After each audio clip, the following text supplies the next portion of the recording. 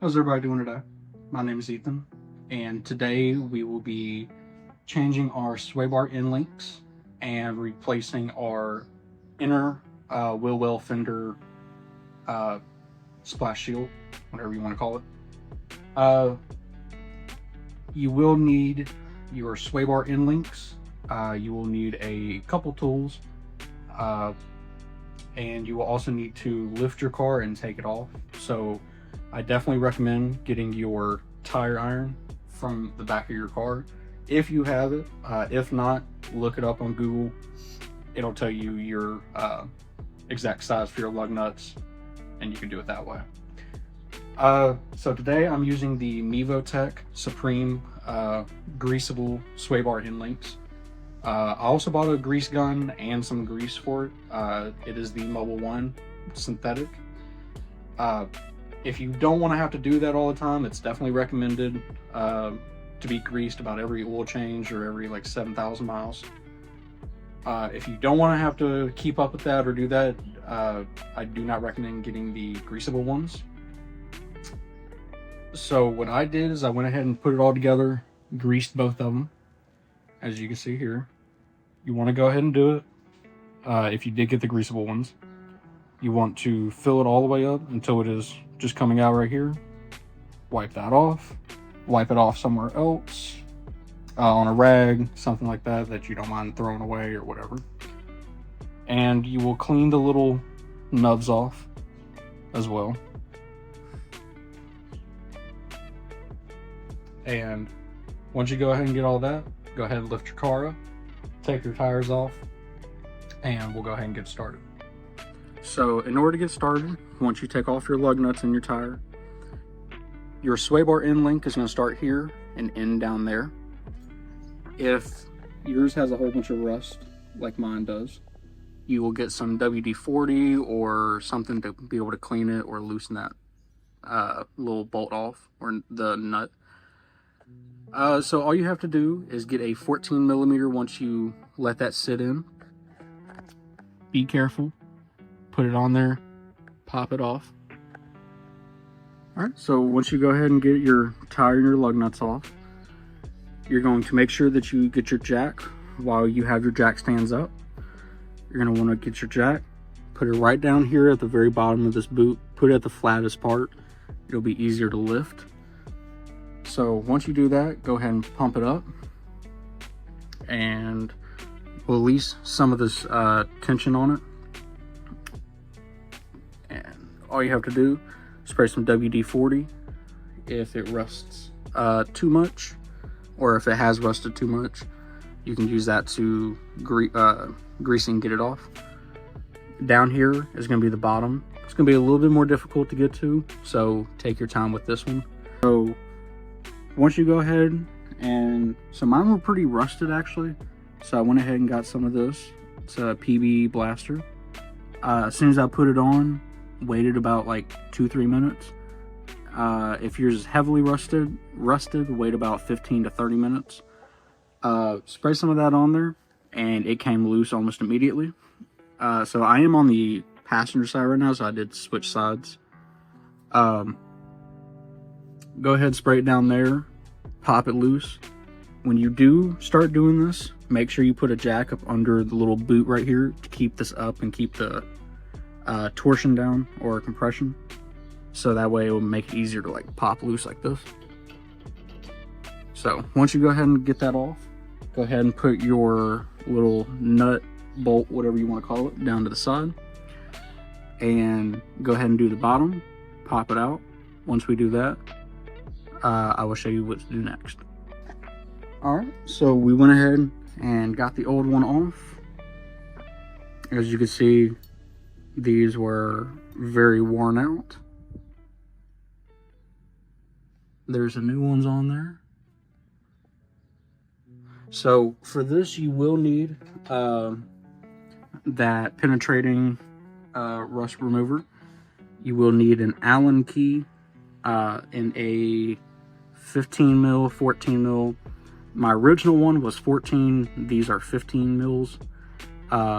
So you will have to like hold this in there and use your wrench to tighten that. or to loosen it, whichever one you have to do.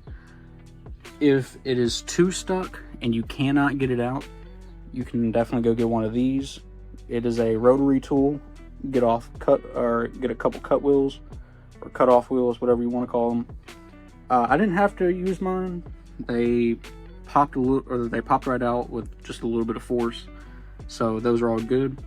So once you go ahead and get all that done, you tighten both of them back down fully.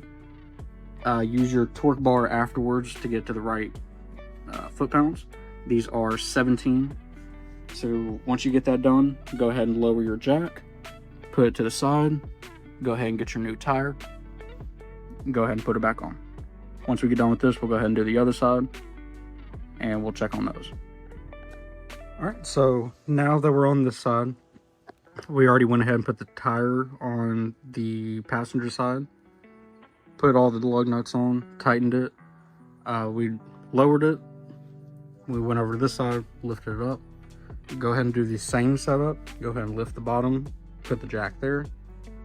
Go ahead and take your tire off, all your lug nuts. This one, yesterday I tried to, it was giving me a lot of trouble.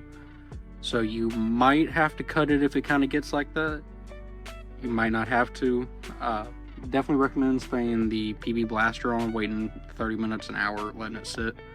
If it's still having a little bit of trouble, spray it down again. Try it while it's wet, see if you can get like a little traction.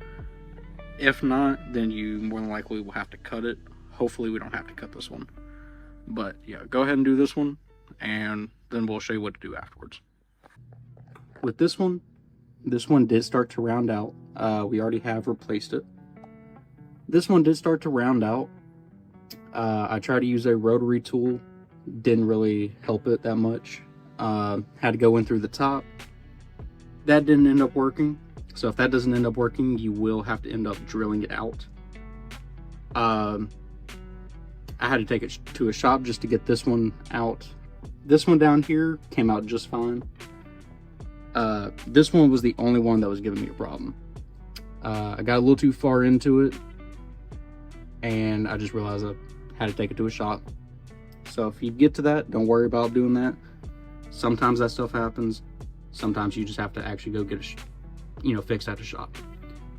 So once you get done with all that, you're going to go ahead and put your bolt back on the top and the bottom. Like I said in the beginning, make sure that they are greased. Once you put that on, you can spin it for a little bit, but you will have to use a Allen key and a wrench. So once you go ahead and get your sway bar end link back on and all your nuts put back in place, all of them torqued to the right specification, go ahead and put your inner wheel well fender back on, or your new one on, if this is a new one for you.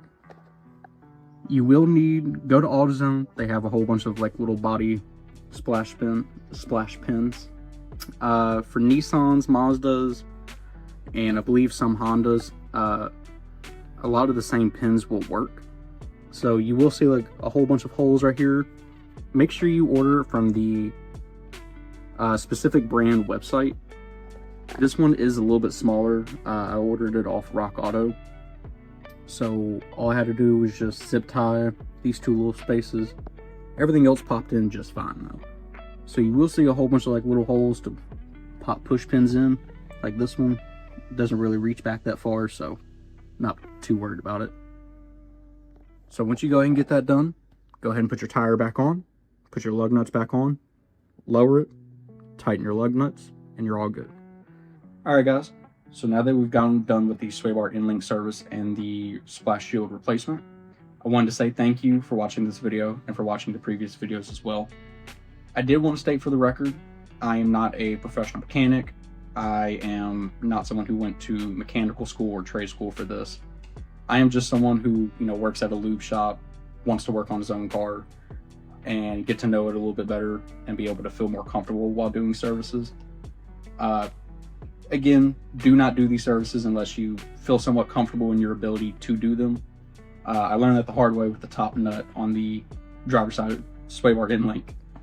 But again, just want to say thank you for watching these videos. It means a lot. Check out for the next one.